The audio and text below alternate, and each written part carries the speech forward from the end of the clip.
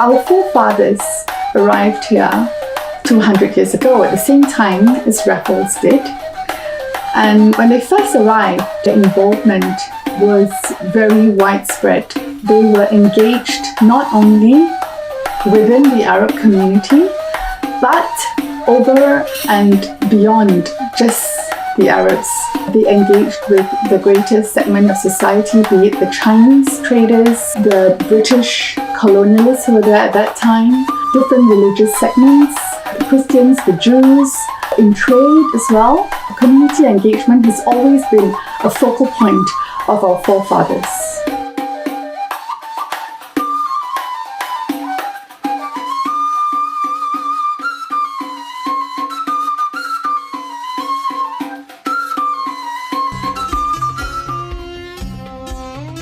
The inspiration from forming the Arab Network at Singapore, or ANAS for short, came from an event on August 1st, 2010, where we were invited by hosts to discuss how best we can expand help for the community where there are gaps that have not been addressed.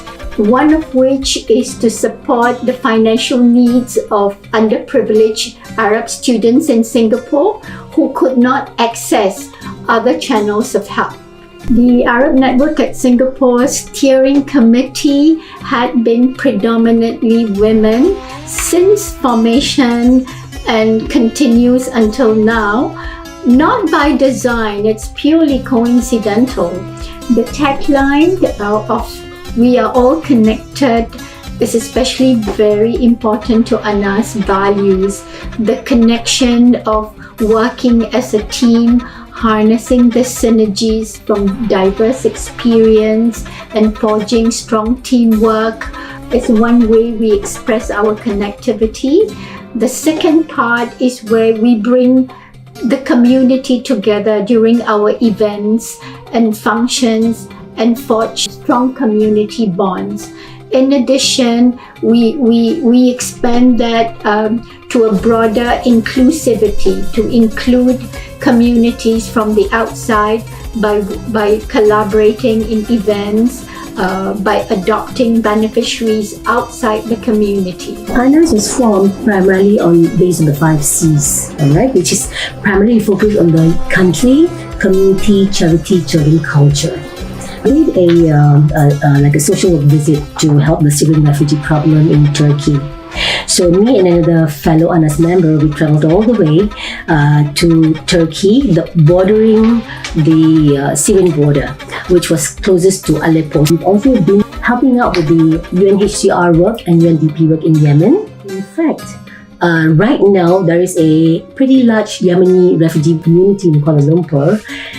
We heard wind of it. We have been to KL to have a look at how the situation is there, and they are in dire straits. So a few of us will be departing in Ramadan from Singapore to KL and spend a couple of days with them and iftar together with them and their families. Culture and heritage is an integral part of what ANAS is about, actually. In all of our events and all of our programs, we always instill an element of our culture and heritage. We hosted a group of NUS students, non-Muslim NUS students, for appreciation dinner, which has an Arabic wedding theme. So it was the first time that they were exposed to the Arab culture, Arab tradition, Arab food. That's the unique character of ANAS. We bring our culture and heritage to whatever programs that we do. That's something that we want to continue forever if possible.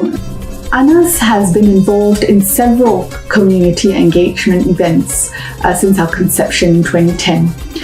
Every year, we participate in Ba'ali's annual food fair, where the Ba'ali Mosque invites people in Singapore, the less fortunate, across all segments of society, be it the blind.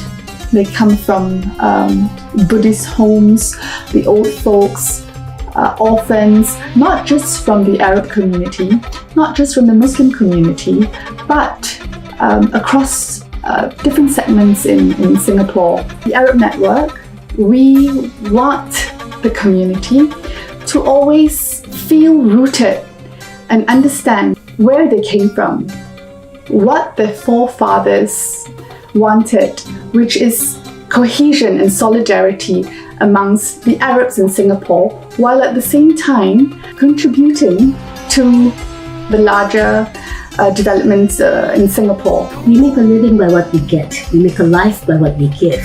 And that's exactly we want to live by. To give back to society, both locally and overseas. I realize that it's imperative for us to give back to society. As an individual, I can do so much. But through ANAS, we can do so much more. Not just locally, but throughout the world. The sense of satisfaction you get from helping out these people, money cannot buy. From the knowledge and the realization and the appreciation of our culture and heritage and legacy, we saw how much our forefathers have done to the community since the 1800s, and we felt that it was our responsibility to continue this legacy. One of the programs that ANAS does is the mentoring program.